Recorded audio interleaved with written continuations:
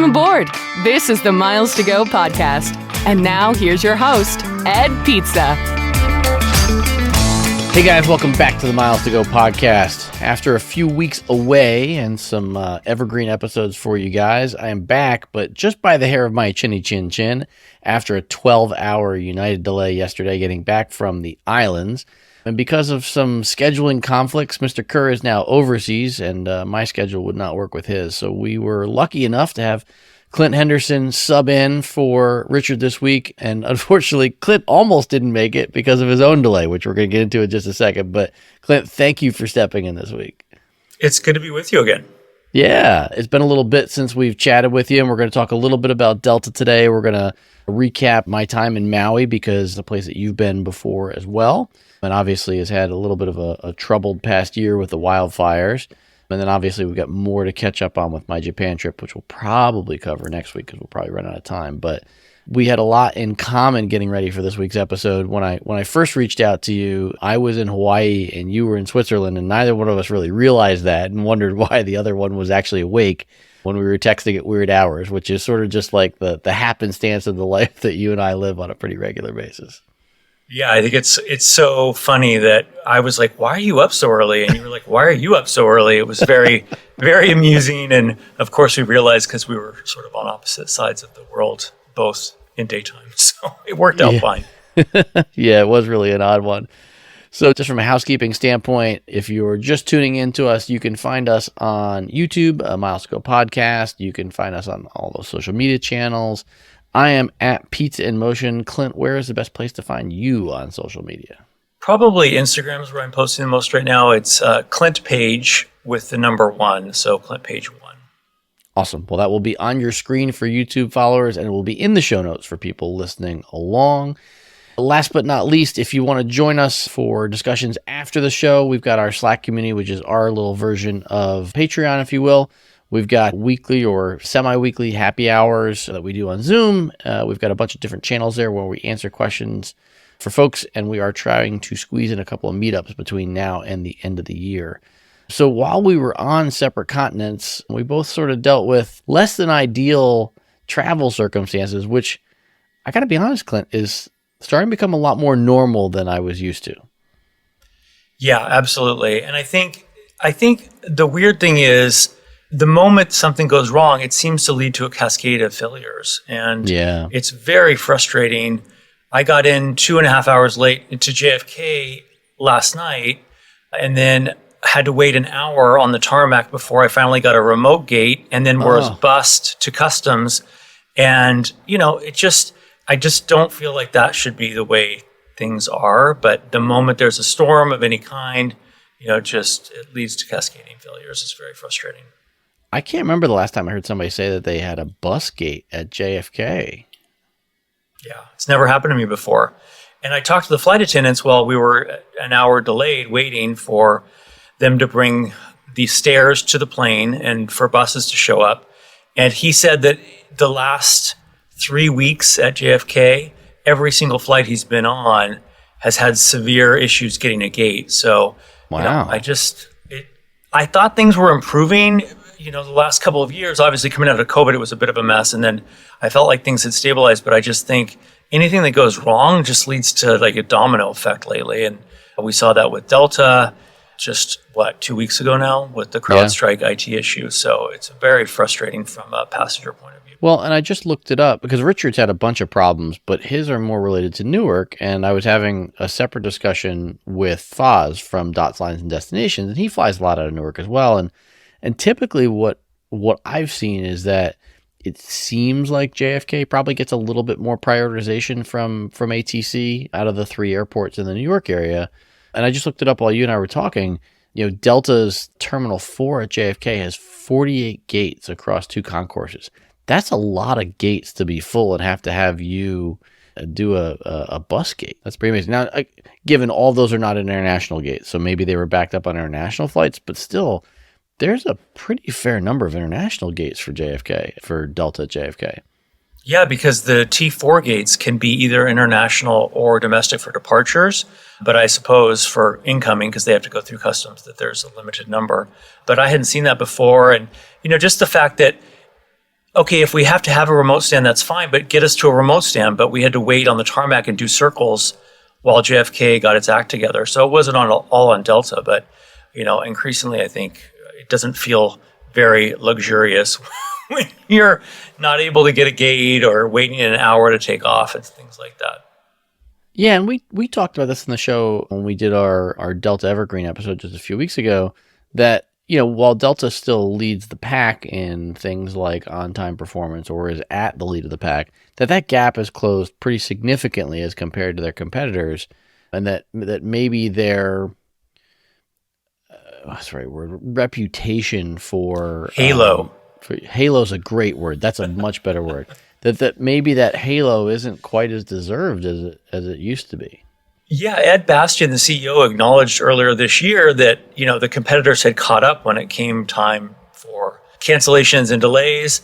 But I looked the last 4 days, and there has been weather, but, Delta has canceled 2 to 4% of its flights on a pretty much daily basis and delayed 25 to 35% every day. And it's just, coming out of the scheduling snafus, out of the IT failure, Delta is blaming CrowdStrike. And now there's threats of litigation between the two companies, with CrowdStrike saying that Delta is trying to blame it for some of its failures. And, it's a similar thing to what happened with Southwest, where you had scheduling software fail, and Southwest really doubled down and invested in, I think, $1 billion in getting new technology, new software, new training for people. And Delta has not said it's going to do any of that stuff, despite the fact that they had a total collapse just a few weeks ago.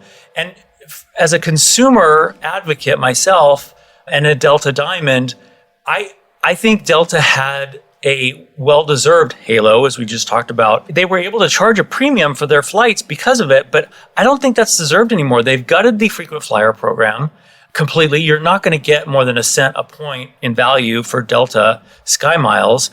And then to have operational issues on top of that is very frustrating. And Delta is doubling down on segmenting their aircraft based on them being a premium airline. So there's even talk Delta could soon do a business light fare. So even in business class, you have to pay to choose your seat. Already their partner Air France and KLM are doing this. So and we're seeing this trend increasingly for business class seats on the Mideast carriers too, where if you want lounge access, if you want to select your seat in advance, if you want some other perks, then you're going to have to pay more for various types of business class fare. They've done this with Premium Select. They've done this with main cabin, basic economy, extra legroom, comfort plus seats. I mean, Delta has really driven this for U.S. carriers as far as segmentation of that cabin. And consumers have been willing to pay a premium for Delta flights, including myself. But if that operational halo is going away, then why am I going to spend more for Delta? And just a couple other things, since I'm on a little bit of a rant. I have found, American Airlines doesn't have a great reputation for their cabin crew being friendly. To me, I've had friendlier crews on international flights on American than I have on Delta across the board. And also the planes that I'm flying on Delta International, and I've done probably 8 business class flights with Delta on long haul. They've all been older planes, let's say 767, even 737s, an old A330-300 that was a late swap. The equipment that Delta is putting out there for business class on these older planes is just not great. I'd rather be on one of the American Airlines 777s than some of these clunky old Delta planes. That's my rant. I will say, obviously I still love Delta. I fly them a lot. It's a great airline. There's some great things about it, but it's been frustrating to watch the loyalty program and the operational reliability go downhill the past couple of years. Yeah, when I started flying them more during the pandemic, I would say that they were definitely at a high point for a lot of those things. And, quite frankly, I think it's a little bit less of the rest of the pack catching up to them and a little bit more of them coming back to the pack on some of these things. As far as the segmentation goes, we flew Delta back from Japan to Hawaii. We flew in those older 767s and what some of us affectionately refer to as coffin class, business class, which is better than a coach seat. But even my wife and kids who are, smaller than me had trouble, turning over in the seat and finding a place for their knees and stuff like that. So in terms of like the quality of the overall product, but, to some degree, Delta in a segmentation standpoint, they almost, segmentation in terms of selling lounge access, is probably a necessary evil for them right now based on where lounge capacity is overall. And so if they can weed out some portion of passengers that say that they just don't need lounge access with their international Delta One flight, that helps them, speed towards the solution of freeing up a little bit of room in some of the busier clubs. Absolutely. Though I'm not sure how much more they can restrict access and get people to still pay for the credit cards. So I don't know. We'll see. We'll see what happens when they. Apparently, Delta's going to make some announcements around their investor day in the fall. So We'll see if business class segmentation is part of that. But I would say since their partners KLM and Air France are already doing it, I expect we'll see it copied here. Yeah, I'll be interested to see how it sells in the U.S. It's certainly a different customer in Europe, and I'm not saying that they specifically welcome this. I mean, British Airways has charged for seat assignments in business class for a long time, but I don't know if the customer's altogether significantly different in some of these things. But as you well know, it's how often do American and United follow along with Delta, and so if they do follow along with this segmentation, then some of these changes probably are here to stay. So we'll have to see. It's an interesting time right now. I mean, American is obviously not in a position of strength, as compared to Delta and United. And while, my own 12-hour delay yesterday on United as a global services is significantly disappointing. I think, one thing I will say that Scott Kirby's right about is his airline is probably closer to Delta than American right now. But I don't know that says a whole lot just given where Delta is. I think United's in this middle ground in between the two of them. They have their own issues. I'll certainly try to go into more detail on the delay. But I found real struggle with communication all throughout the day yesterday. Both on the phone with global services agents, at the airport because we were at the Grand Hyatt San Francisco, so it was easy for me to take the tram over and talk to airport agents a couple of times when we had delays. And throughout, I just found a lot of inaccuracies, a lot of lack of information. It was a rough day in some other airports. I'd heard that there was requirement for mandatory overtime for a lot of the phone people, so I'm sure there were a lot of tired employees. But I think, Scott Kirby likes to talk about and trumpet the fact that they're really great at information. And I think the quote that he had on the air show with John Ostrower and Brian Summers was that he tells his employees he wants them to share information with the customers as if it was Scott calling into the NOC to get the information. And we were told multiple times yesterday that our inbound aircraft was boarding, and came to find out numerous times that wasn't the case. And so the information was very sketchy throughout the day on what was, altogether a rough day for United in general. But in those rough day situations, communication is such a key part of it. And I just felt like that was really the tough part. You and I have both been in delays. They suck. And certainly trying to coordinate a large wide body. We run a 787 with the right crew at a certain time and all that stuff. When something goes sideways, those are complicated issues, but the lack of communication is the part that I think really makes it tough for travelers to react. Yeah. And I think what's especially telling is you as a global services for United, me as a Delta Diamond, if we're getting the runaround and we're getting bad information and we're not getting help from customer service, imagine what someone with no status is being treated like. That's what's frustrating to me. Another example of this is with the Delta ticket. I had booked with an agent on the phone so I could use a global upgrade certificate on the outbound to Geneva. I bought Premium Select coming both ways, and I applied my global upgrade certificates to both legs. And then when I went to check in, they said they had no record of my electronic ticket. And for whatever reason, that agent that I spoke with when I initially booked didn't process the ticket somehow. And so I spent an hour and a half just trying to get ticketed in Premium Select. Meanwhile, I didn't get upgraded to Delta One on the way home. And that's not a big deal, but it's just like those little things start to add up after a while, and it chips away at that. Like, why am I going for status if the end result is that I'm having these problems, and sort of, it's just frustrating. It's like, why do I do all this work to get status, and then it doesn't, the deliveries aren't happening the way they're supposed to. Yeah, I will say I have a fairly limited set of opportunities where I've been able to use regional upgrade certificates and global upgrade certificates on Delta, but I have learned the hard way that you have to access the record before you hang up, because a lot of times the way it's processed, whether it's a computer issue or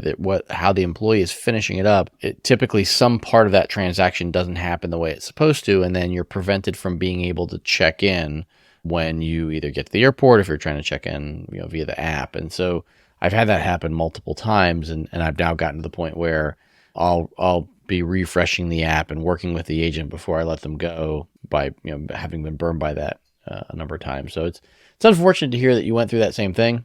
You would think with enough reports of that from top travelers, Delta Diamonds, that they would find a better way to execute on that. But let's turn to happier stuff. I can't recap the entire 3-week trip all in one episode because there was just so much to cover. But as fate would have it, because we've got you here, in Richard's absence, and he and I did talk about that yesterday too. Just one other point, because I want to emphasize something that you said.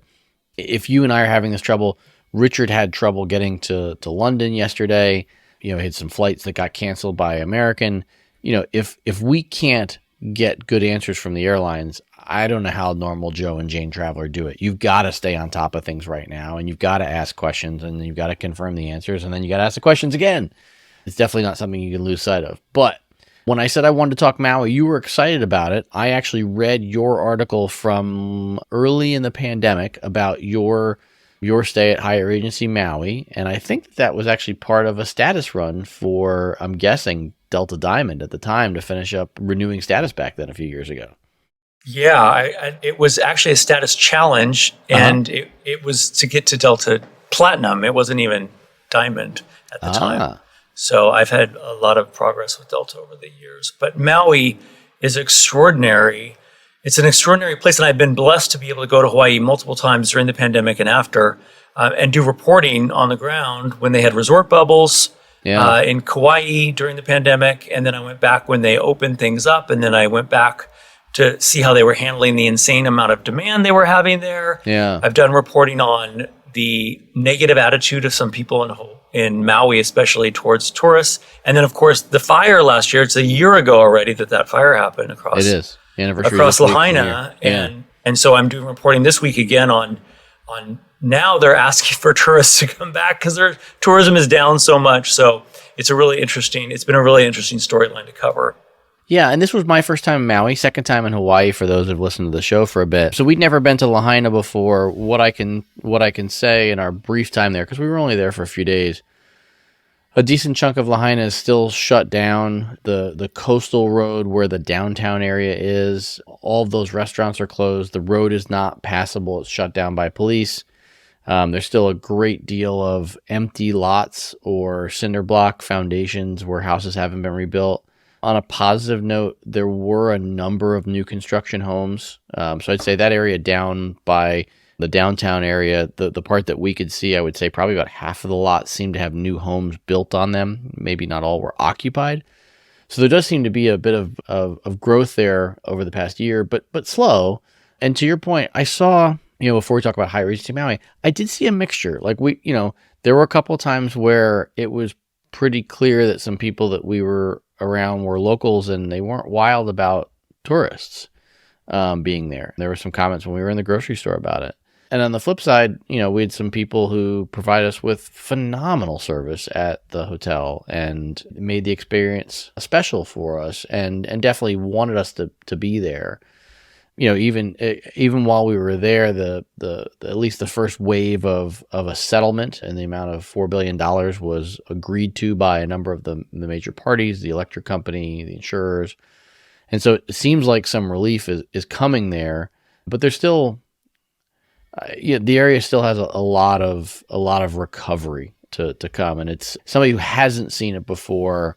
It was still sad to see the devastation. I can imagine having been there before, if you saw, if you saw it in its current state, it's definitely disheartening to see the amount of damage that the wildfires did. Yeah, I was there about 6 months ago, and it was heartbreaking. That whole area was one of the most historic parts of Maui, completely gone. A lot of historical artifacts, and that was where a lot of the activities started from. So that port area is all gone too. So it'll be interesting to see it be rebuilt. I think they finally cleared most of the wreckage and burnout cars and stuff like that. So progress there. They still don't know exactly how they're going to rebuild everything, what's going to be there. Hopefully it'll be an emphasis on housing for locals, because I know that's an ongoing issue. But the resorts in Lahaina have all reopened. So that's good news. And they want, especially people who work in the tourism industry, want the tourists to come back. So I think tourism is down between 25 and 30%, depending on where you're talking, but especially in Maui. So they are asking people to come back with respect, obviously. But interestingly, hotel prices are still exorbitantly high. So there's no discount at these resorts. And my colleague Becky Blaine at The Points Guy and I have done some reporting. And from what we can gather, a lot of the hotels are perfectly happy to have low occupancy with high rates. Not only because they don't have to staff as much as they would have in years past, but if they keep rates high, then they only have to fill a certain amount of those rooms. So very interesting trends to watch there, especially as, you can find some incredible flight deals to Maui, but you're still going to pay too much for hotels. Yeah, the prices definitely were high. We were, we were fortunate enough to use points, but what I noticed were a couple of things. And to be honest, I didn't connect it, until you mentioned to me about this effort underfoot to keep the prices high at the resorts. And, so the Hyatt Regency Maui, for folks that haven't been there, it's a beautiful property. It's a big property. So for folks that don't necessarily, in the words of my buddy Gary Leff, the factory resorts, if you don't like that sort of property, this is definitely a big property. I don't know exactly how many rooms it is, but I'm guessing it's probably in the neighborhood of 1,000 rooms. But they were doing a decent amount of work to the property. So as you know, the pool area has what they call the grotto, which is this man-made cave part where there's a bar inside the cave and you can swim from the main pool into the grotto. And the entire grotto area is under construction and shut down. There's a penguin habitat in the lobby that's shut down for renovations. My guess, based on just feeling the way the property felt and some of your comments, I tend to think that they probably have a couple of floors closed down for renovations or refurbishments. Certainly the wing we were in, I had, all new rooms and it seemed like the majority of the rooms have been renovated at this point, but the hotel didn't feel full in any way, shape, or form. The couple of days that we hung out at the pool, we were late risers with Japan time changes to Hawaii and all that stuff, and we didn't get down to the pool till on the first day we flew in the afternoon and got to the pool mid-afternoon, and there were tons of empty chairs. And then the other days we didn't get down to the pool till probably after breakfast, so closer to like 11, and it wasn't one of those every pool chair is taken. And this is also at a time where part of the area is roped off because of the construction at the grotto bar. So it definitely didn't feel very full while we were there. I think that's great. And the same thing when I was there, when the pandemic had just gotten started. So I don't know if it was related to that, but I will say the hotel was under construction when I was there too. So that was 4 years ago now, which is pretty remarkable. And there's 806 rooms there and 31 suites from what I reported back in 2021, which is really interesting. Yeah, I think I was in an unrenovated room and it was pretty dated. So I'm glad I did get to see some of the renovated rooms, which were really nice. So I think they've done a good job with what they've renovated. I'm surprised it's taken them as long as it has. But it's a great hotel. I really enjoyed my time there. And I would highly recommend it, especially if you can use points, because cash rates are really high there. And that wasn't the case when I stayed in 2021, or 2020, I should say. So it's hard to find points availability at some of these hotels in Maui still. The Andaz Maui I reviewed, I stayed there recently, loved it, absolutely fantastic, but it's really expensive if you're not using points. Yeah, I agree. And we sort of debated where to go. We did Kauai last time, and a little bit of time at the Hyatt Regency Waikiki as well. Hyatt Regency Maui is a Category 7 property in the World of Hyatt program. Don't quote me on this, but I think we paid 30,000 points a night, which is in the middle of that range.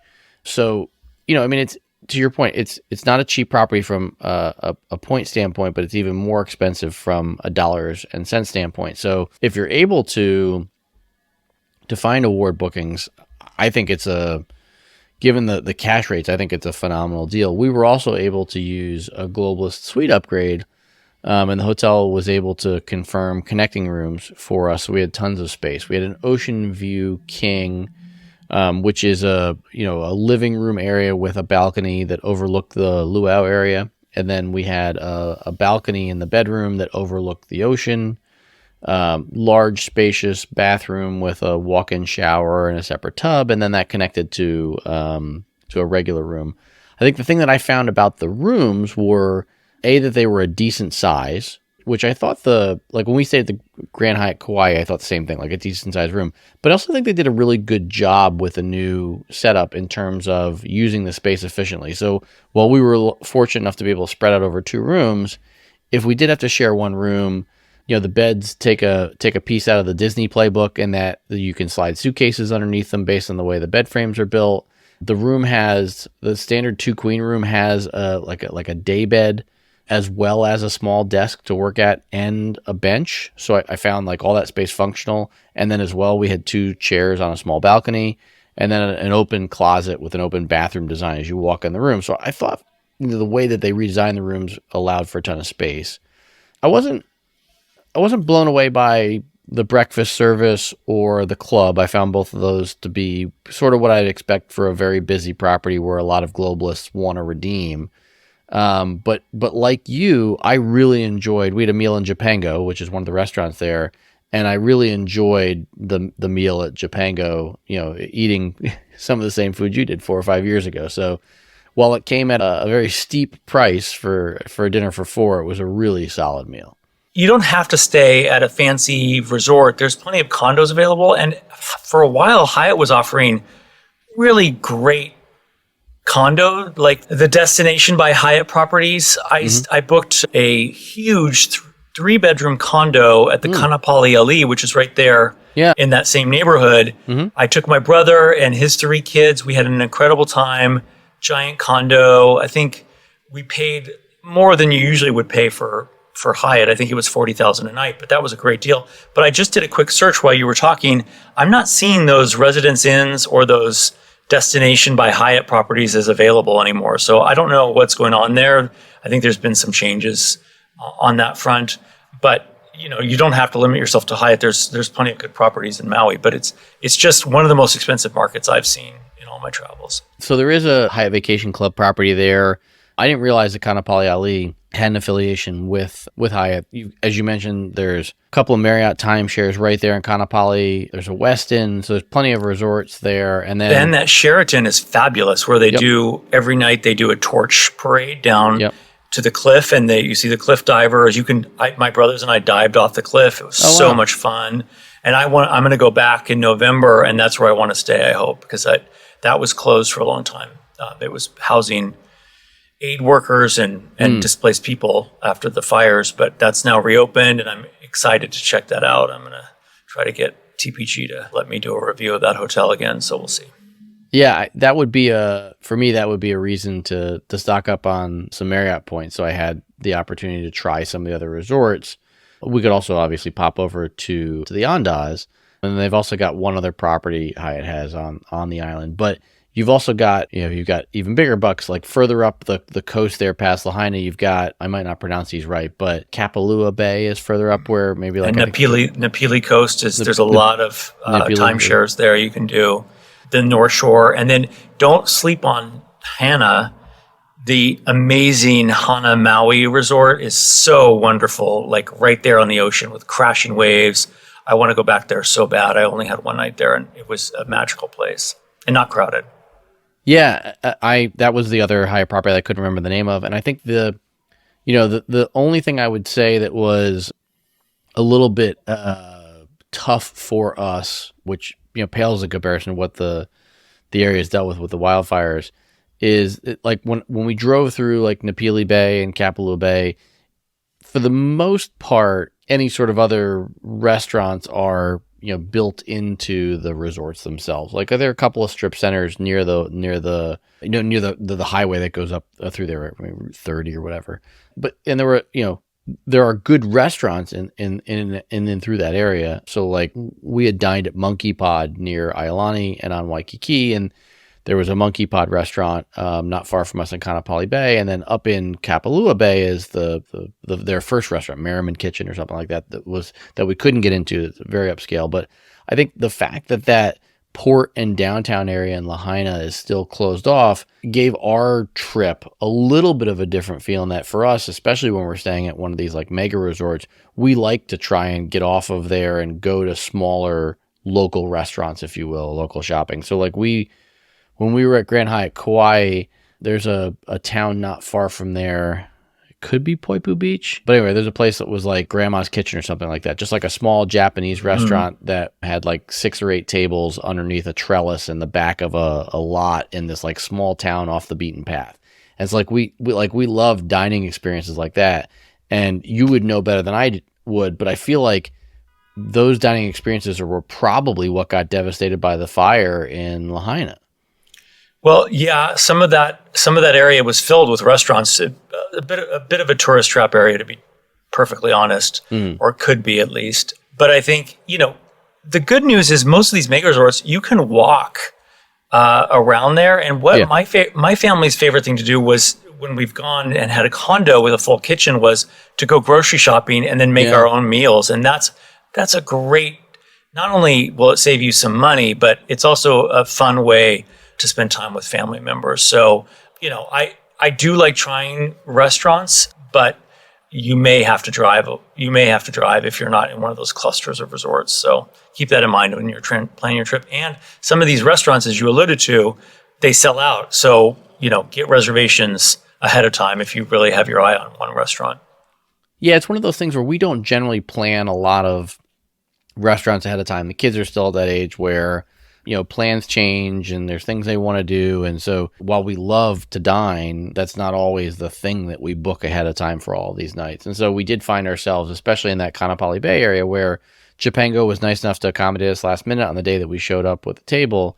But you'll know on that little strip in Kopali Bay, there's a shopping area called Whalers Village or Whalers District or something. Yeah, right by the Westin. Right, exactly right. And so I didn't know that was there, but we knew that there was a Monkey Pod restaurant nearby. And like I said, we'd really enjoyed the food at Monkey Pod. And we thought, all right, well, we don't really want to stay inside the resort. We're having trouble finding something else. We've dined at Monkey Pod before and had a good experience. Let's just go back to Monkey Pod. And we got into that little cluster, spent, 20 minutes driving around the parking garage, trying to find a spot. And then when we got to Monkey Pod, it was an hour wait for a table.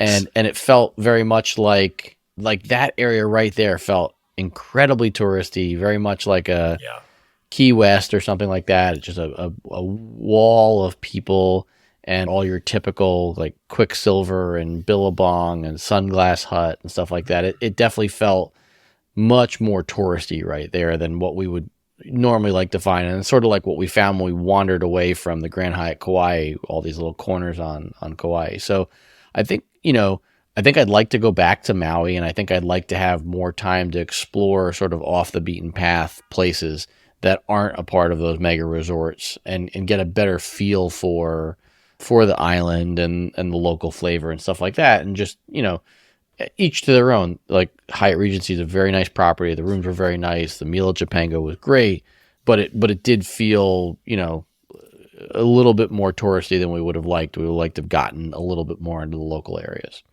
It can feel like you're on a cruise ship at some of those mega resorts. Like you're sort of like in an enclosed one spot area. Yeah. But that's true of resorts all over the world sometimes. Sure. So apparently the restaurant in the Westin, in the lobby of the Westin, is really popular and really good. I haven't tried it, but that came highly recommended. And then remember that because of the activities that used to leave from Lahaina have had to find alternate departure locations, some of those got moved to that Kopali area. And so that's making it even more busy right now. So keep that in mind for future. But if you want to get off the beaten path, I mean, that Hana Maui resort, you got to take the road to Hana or fly one of those little private planes, which I did and it was amazing. But that is like undiscovered Hawaii, olden days Hawaii. It was lovely. And then I've heard great things as well about the North Shore, where some of just a few very expensive resorts are, but that's another part of Maui that I'd love to explore at some point. Yeah, I definitely think that Hana's on our radar for when we have a little bit more time. I'm glad that we got to experience a new island. I'm glad that when we spent our tourism dollars that they were with, a place in Maui that could benefit from it, and the employees could, hopefully take that money back to help with all the regrowth that needs to happen there. I think the last thing I would call out just about the Hawaii portion of the trip, because and I know there's some people that are going to say that, we're media personalities and we get special treatment, but I did my time zone math wrong, and I had my reservation booked for a Tuesday arrival at the Hyatt Regency Waikiki, and we took the Monday night red eye from Japan, and I just botched it, and we landed Monday morning, and I didn't have a hotel. We landed at 10:45 on the Delta Haneda to Honolulu flight. Cool. The Wi-Fi cool line for you. Yeah, I know, new line. The Wi-Fi was broken on the flight. I guess they thought maybe I wanted to feel a little bit more like United. Yeah. So once I realized partway through the flight that I had done the time zone math wrong, I couldn't fix it. We landed at 10:45. We had a couple check bags, which is rare for us. I was able to book a room at the Hyatt Regency Waikiki. We got to the hotel at 11:30, 45 minutes later, got our check bags, got in an Uber, got to the hotel. By 11:45, they had upgraded us to ocean view rooms, found us connecting rooms, got us checked in, and gave us, special breakfast vouchers to eat in the restaurant instead of going to the club. And that was an hour after I made the reservation. And they were apologizing that they couldn't get us better rooms. So, Hyatt Regency Waikiki is in a really busy area of Honolulu. It's, some people may not necessarily love that area. We were perfectly fine with it, but more importantly, for a property that's a really big property, there are definitely over 1,000 rooms. I just really enjoyed the way that hotel has treated us. And this was another example, our third time through, where, my mistake, and an hour after I had made my mistake, they had us checked in and we were out on the beach having fun, as opposed to sitting in a lobby waiting 5 or 6 hours to get checked into a room, in an island paradise. I think Waikiki's severely underrated. First of all, that hotel, you can just literally walk across the street and be at this great beach. That's what we did. There's surfing lessons down the street, which I did when I was there. It was so fun. There's a ton of great hotels. The rates for hotels in Waikiki are much cheaper than anywhere else in Hawaii. So you can get a really good bargain. If you have a rental car, you can drive to more undiscovered parts. You got every kind of restaurant you can imagine near there, and tons of shopping. I have stayed at that Hyatt Regency a couple of times. As a globalist, never have I gotten upgraded. So they hooked you up. But I will say that place has a great club, and the rooms are really dated and tired, but you've got great views of the ocean and all the amenities you could want there. So I think that's a great hotel, and certainly on price for both points and for cash, a much better deal than almost anywhere else in Hawaii. Yeah, and I think you bring up a good point. It's, the property itself is a little bit dated, that you can definitely see the wear around the property, no question. But I think the staff, at least in our experience, has really, made up for that and made it much more welcoming. So, and as you mentioned, definitely not quite as expensive as a number of the other Hyatts in Hawaii. We like I said, we dropped our bags, changed in our bathing suits right across the beach, and jumped in the ocean. And after a red eye and cough in class where we didn't sleep that well, plunge into the ocean before lunch was exactly what we needed to get the most out of the rest of our free day in Honolulu.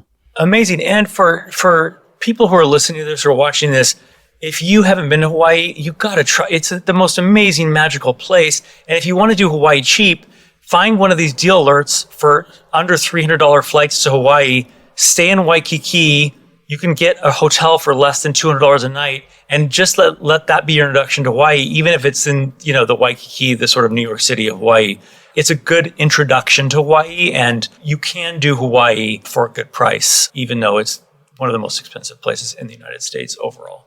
Yeah, it is. And I would argue that on top of the day trips that you can do from the Waikiki area, It's also easy to hop. But, we went to the Big Island. I'll share some pictures of this next week. I don't have them uploaded yet. But we did, for the second time, both trips, our daughter's a huge cow fan. And so we flew over to the Big Island to do cow cuddling. And she got to hang out with these cows on a Krishna cow sanctuary. Okay, that's a new one for me. I've never heard of that before. That's amazing. I'll send you video of the cows hugging our daughter. So it's she can come to the ranch anytime. We've got cattle all around at our place in Montana. But will they hug? They won't cuddle you. Yeah, I don't think so. Yeah. So that might be a non-starter for her, but I will mention it to her and let her know that that's an option for her. Well, Mr. Henderson, I really appreciate you filling in for Richard this week, and especially because of your experience with Hawaii and specifically with Maui that gave me some context before we went on the trip. Thanks for jumping on. Tell folks where they can find you when you're not hopping on the pod with me.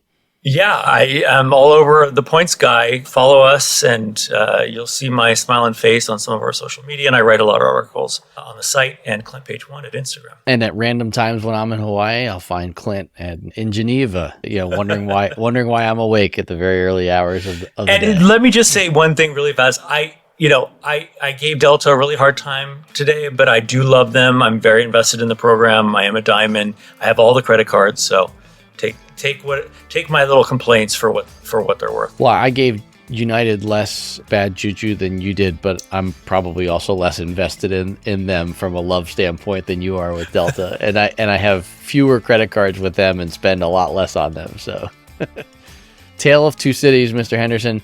For folks who want to know about Japan, trust me, we're going to cover all of that. There's a chance that there is a drive-by podcast appearance with Richard and I. Even though he's over in London right now, he's going to be back in the U.S., and we may be in the same city later this week to record in person. But we will cover all of that Japan stuff. We've also got Spirit Airlines to talk about and the big changes there. And we've got a couple of listener comments and questions about Tofino, which drummed up a bunch of folks talking about Tofino and the Wiccan and the Shin, some stuff that we talked about last episode. So ton of stuff to cover that we all want to get through. Definitely want to update everybody on Japan, the sweltering heat, but all the cool things that we got to see and do in Kyoto and Tokyo Disneyland. All that and a whole lot more until we upload again. We've got miles to go.